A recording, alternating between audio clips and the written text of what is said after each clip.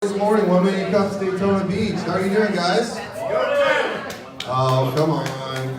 I know the conversations are cool and the coffee's really delicious, but we're going to go ahead and get started anyway. So, good morning. I'm Tyler LeCompte. Welcome to 1 million cups, Daytona Beach. How's everybody doing this morning? Round of applause. We good? All right. Any first timers this morning? Could you raise your hand, please? Wonderful. Welcome. Welcome. So happy to have new attendees. For you and for everybody on Facebook who hasn't watched, 1 Million Cups is an entrepreneurial networking and storytelling event that happens in 185 cities every Wednesday, 9 a.m. Local time. And entrepreneurs like you get together, share their stories. The group gets to give some feedback, positive or otherwise, in terms of the business, the model, hopefully help the entrepreneur to continue to grow, as well as look for opportunities to educate yourself as to other models you haven't considered. Today we have a return speaker. He's here for a refill. Kris Krimitzos. Sorry, I nailed it a second ago and I just butchered it. Krimitzos is here with the Podfest Multimedia Expo.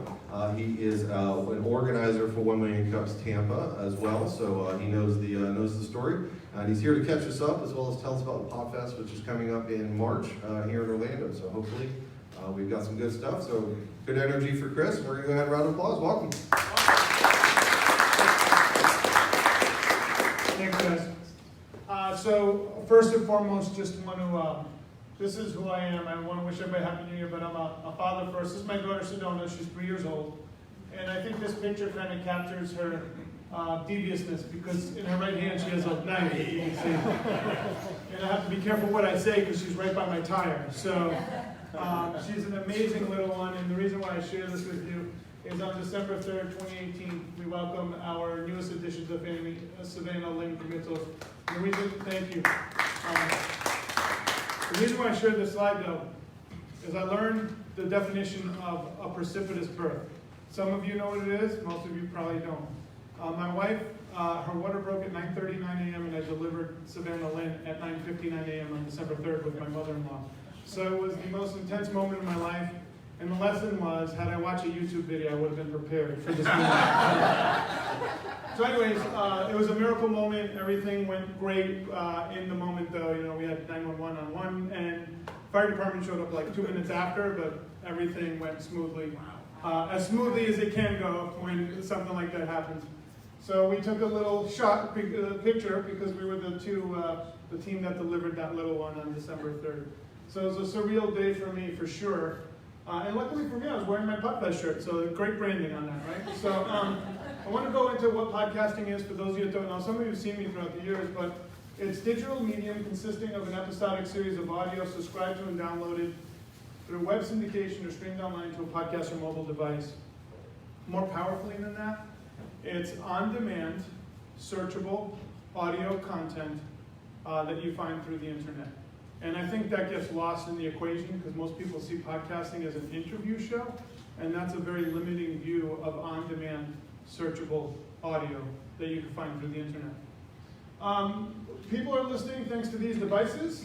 It took podcasting quite a while to take off compared to video. Netflix had already been going, so it's Hulu and YouTube. Podcasting, the reason why it took much longer to really take off was we don't switch our cars out every year. We switch our cars out every 8 years. So in order for us to usurp the radio and Bluetooth, it took a while for the technology and the adaptability of the behavior. And if you look around you, people are always on their headphones. Last week, we were walking little Savannah Lynn around the neighborhood. It was around 5 o'clock. I said hi to about 8 of my neighbors. 4 of them didn't even know we said hi because they were listening to something, which is fine.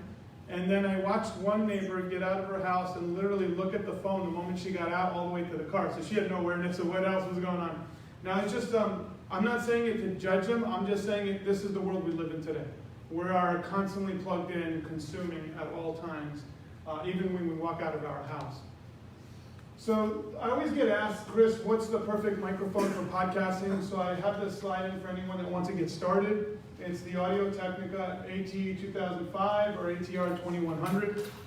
And the reason why we recommend this mic, and I'll just give you a very simple tutorial on microphones, and I'm sure that there's an expert in here that knows a lot about audio, I'm not an expert by any stretch, but I am someone that likes to simplify things.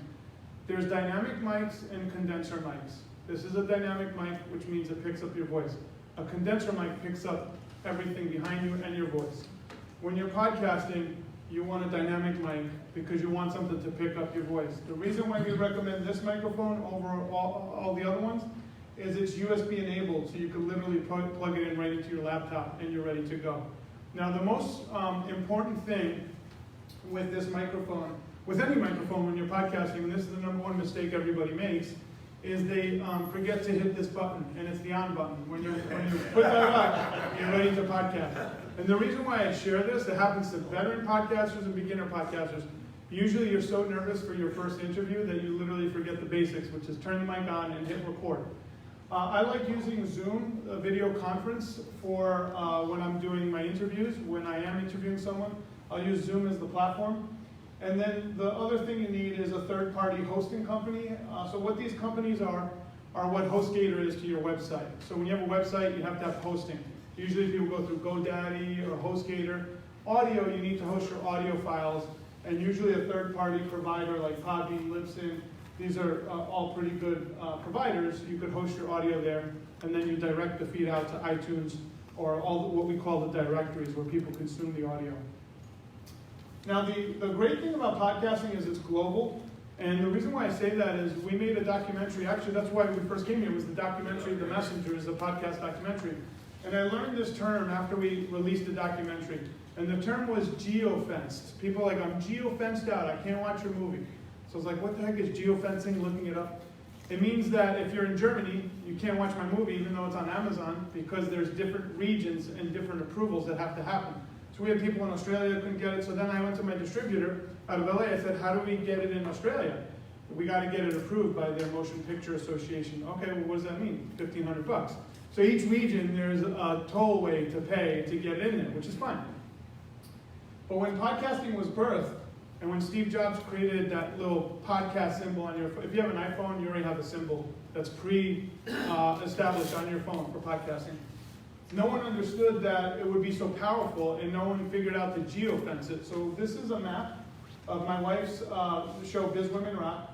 And literally, if it's shaded, this is the highest, then the white is the next, and then the rest are varying degrees of green. Very confusing in how the hosting company does it, but basically she's in 162 countries. The most powerful thing about her show, Biz Women Rock, is she had a lady that she offered she offered a 15-minute consultation out of Nigeria that took her up on the 15-minute free consultation, and the lady said, I just wanted to thank you because I listen to your show every week, and because of you, it really empowers me to sell my hats on Etsy. And she's selling handmade items on Etsy and has economic freedom, and thanks to this show, she's able to get the fuel that she needs. So for my wife, it was wind in her sails to understand not only is she making an impact in North America, where all her clients are, but she has people all over the world listening to her, and she's making an impact in Africa. I mean, that was a very powerful moment.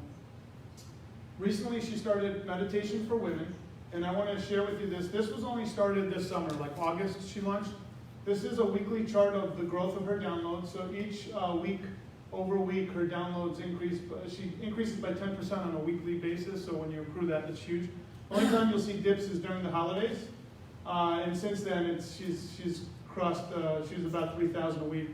So the reason why I share this with you is there's really amazing niches and opportunities wide open in podcasting.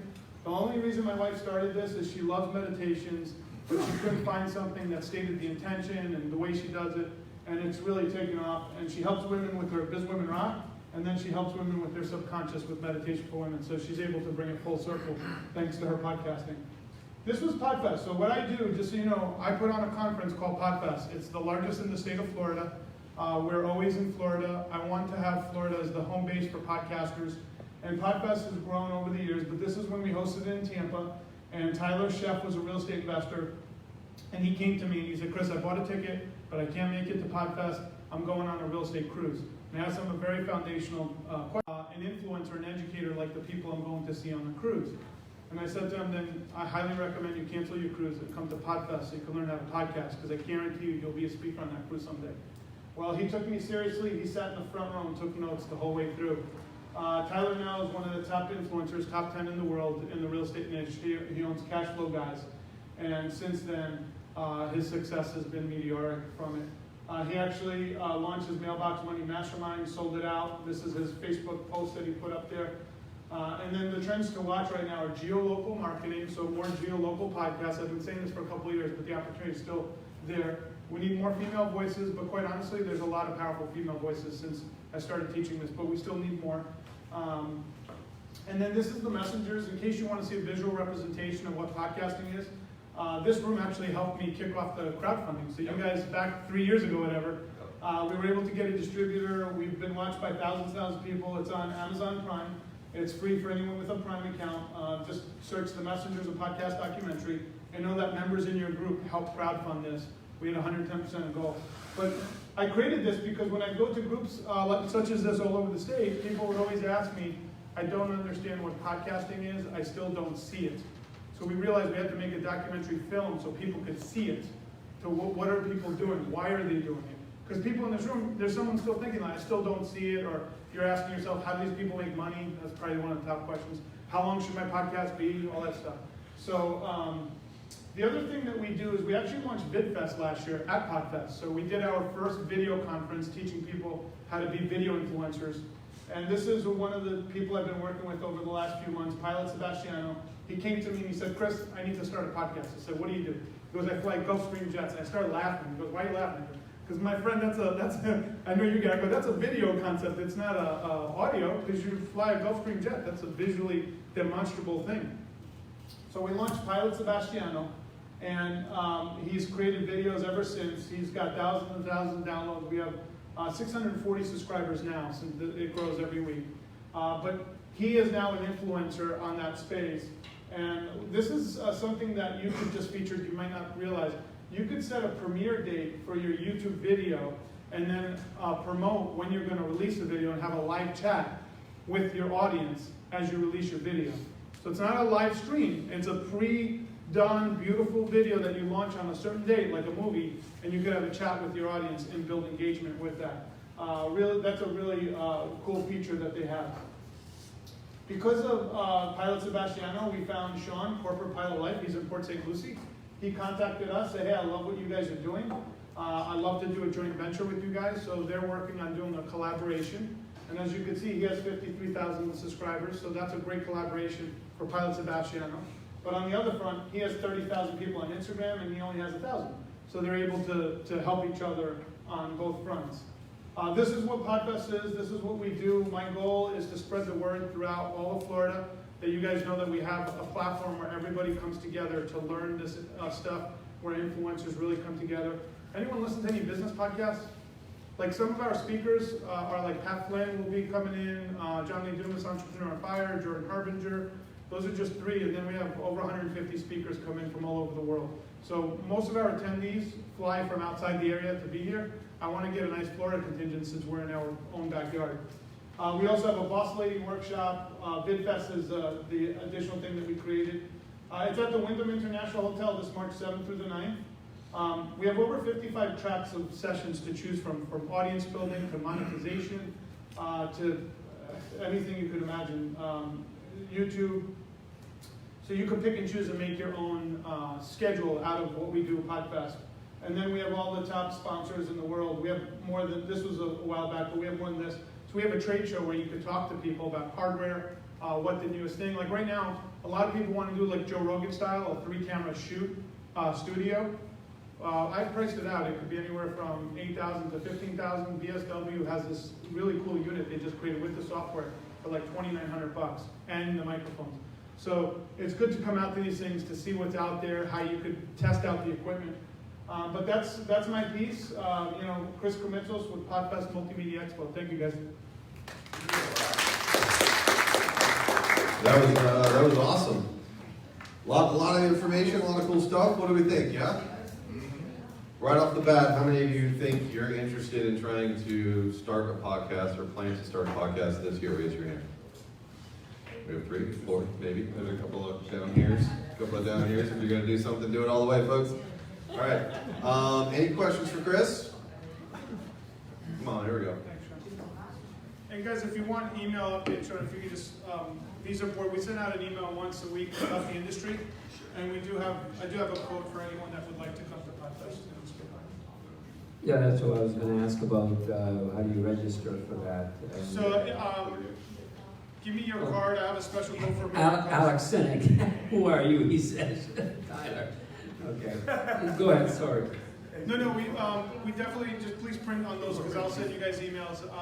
We definitely have a code for this group. I can't put it out public because it's like steeper than anything we publish. But just make sure I get your card and I'll email you that code. Okay, thanks.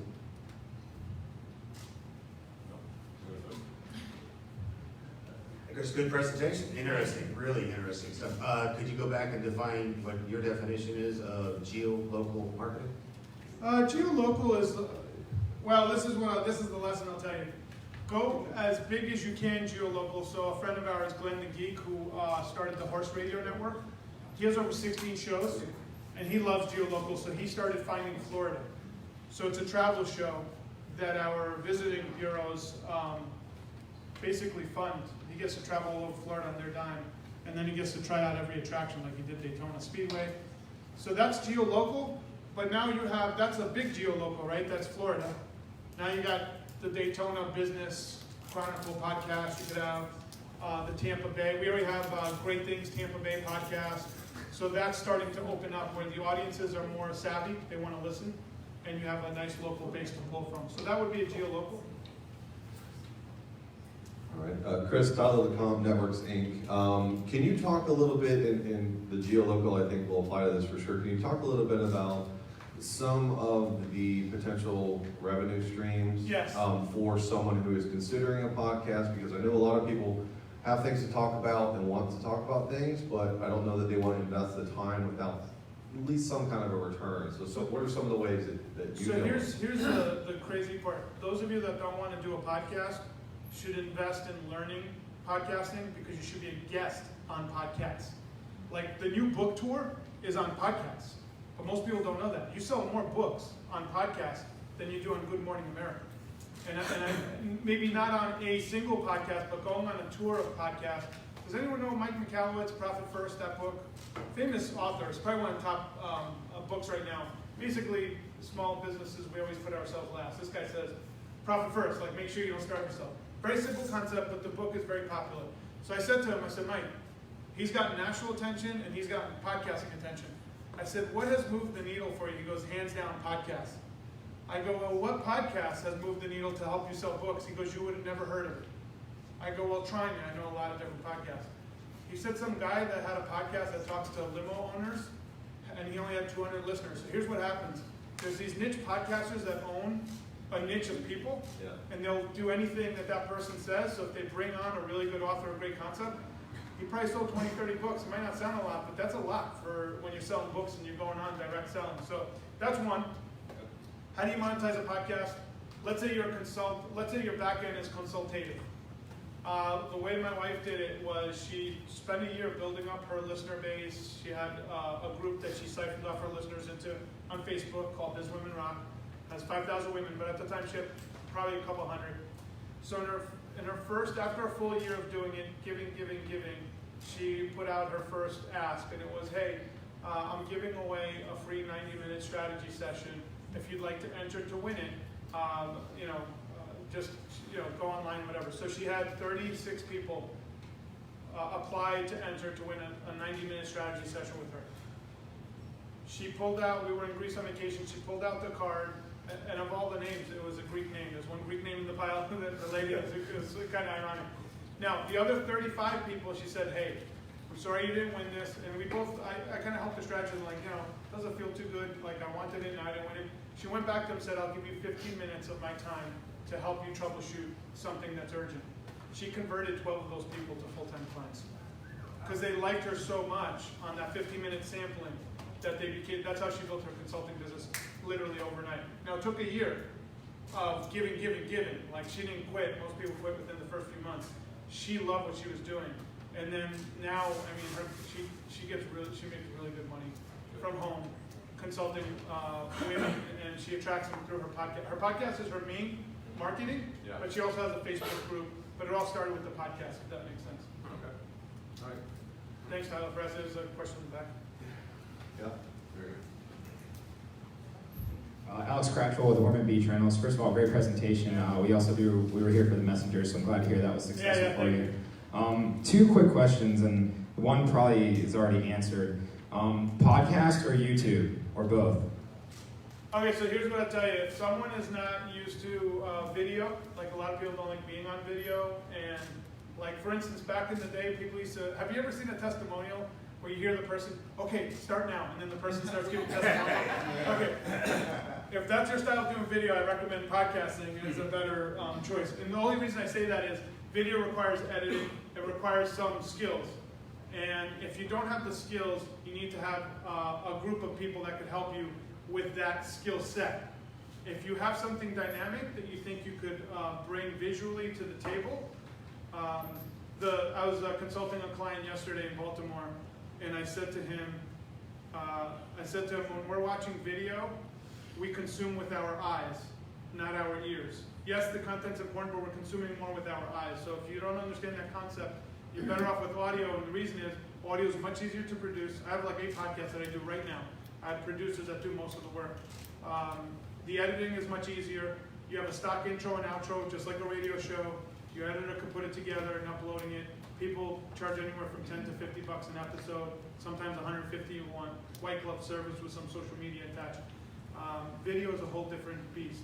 I personally love. Who is your Baltimore guy? Just curious. Say it again? Who is your Baltimore guy? Just curious as my hometown. It's a real estate investment guy named Mike Green. He has a small team.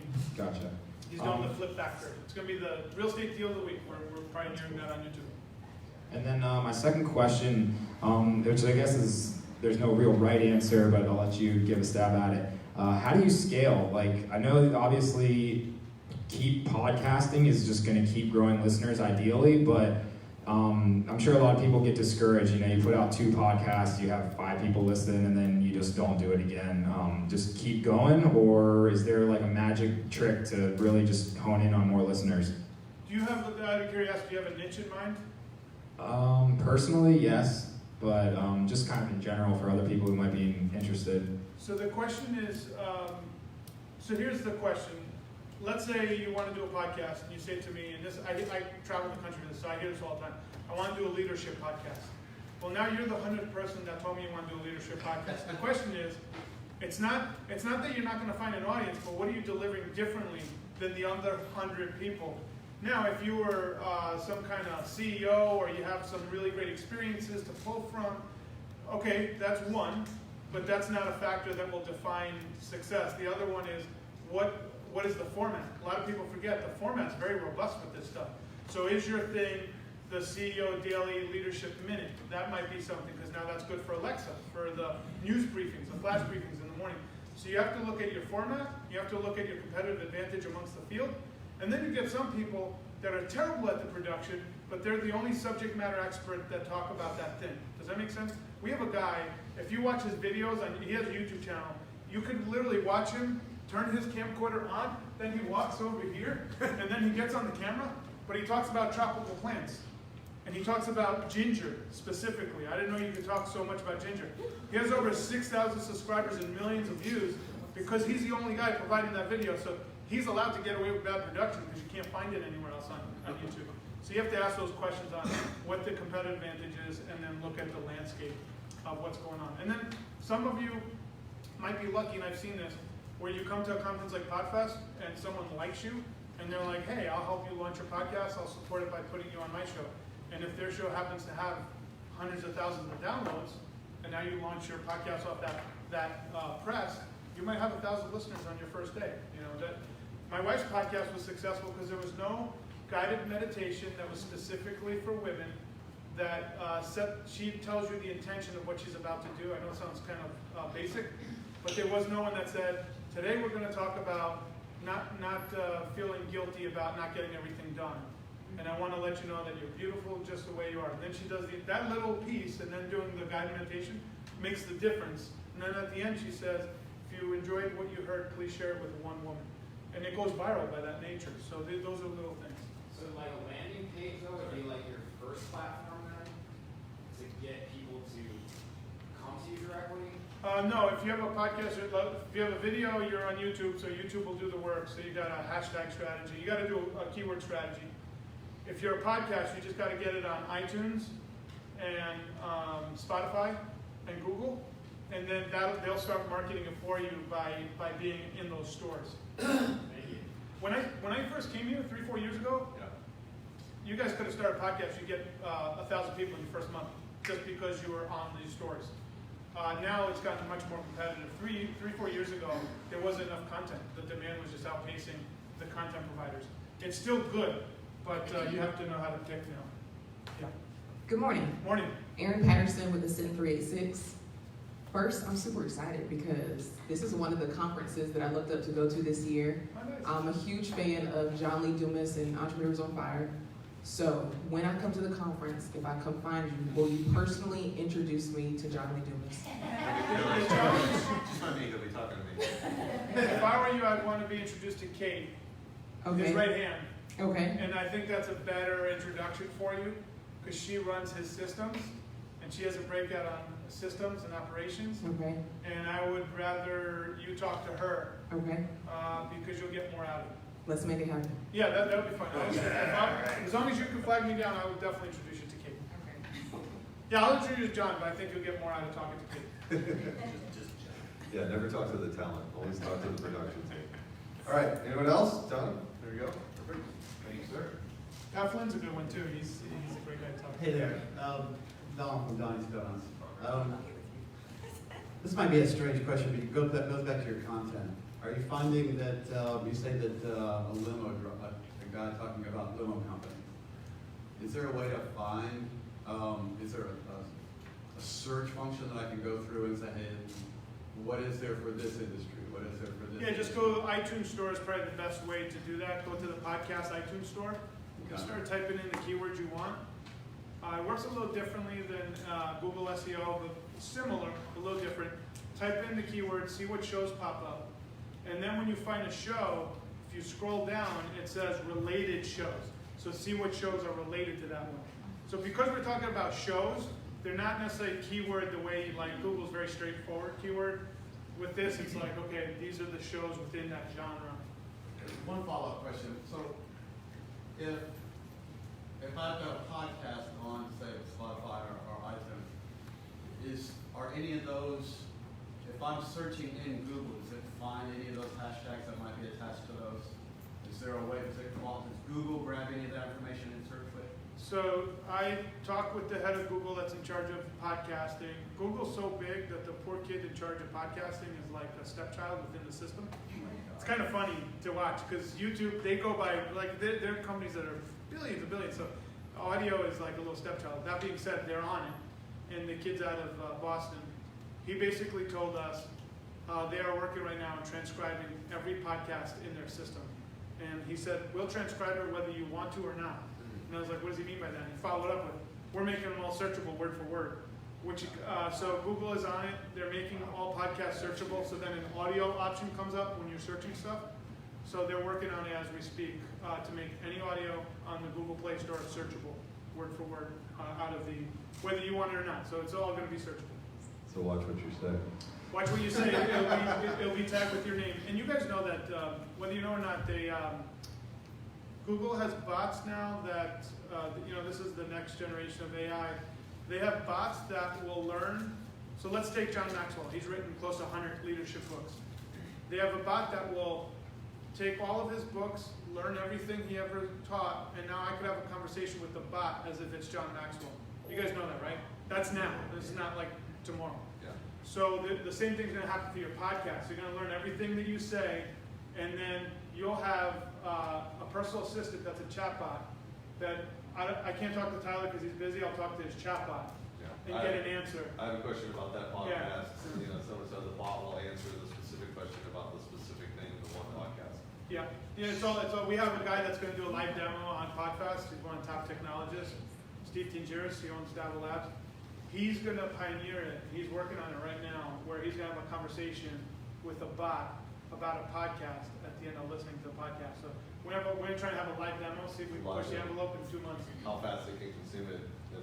Well, I think he's going to pre-do it because it's up on stage, but it'll be legit. We'll have a show version of it for people to see. Like, so now I could talk to the author without the author being there. So then the question is, here's the challenge with that. That'll wash out every industry. The bottom 80% will be washed out because of the way technology is working for the most part. Because we'll only seek out the best, and we'll have access to the best because I can talk to that person's chatbot. And then the best will probably be able to charge for their chatbot. So unless they want to make it freemium, there's opportunity there. But I'm digressing. Right now, that's not in our realm, but it will be very soon. Yeah, Sean. Hey Kris, Sean Donovan, entrepreneur. Fantastic presentation. This is just so captivating and so interesting. I particularly like the idea that you threw out of going on a podcast book tour, maybe not having a podcast of my own, and I have quite a few author clients as well that I think would be interested in that. How difficult is it to get on a podcast tour like that, and what's a good starting strategy? Like, what's a good starting point? The easiest way to do that, this is what I will do personally, is there's 2 PR firms in the podcasting space that have already established the contacts with the podcasters. So you would pay them to put you on a book tour. That's the easiest way.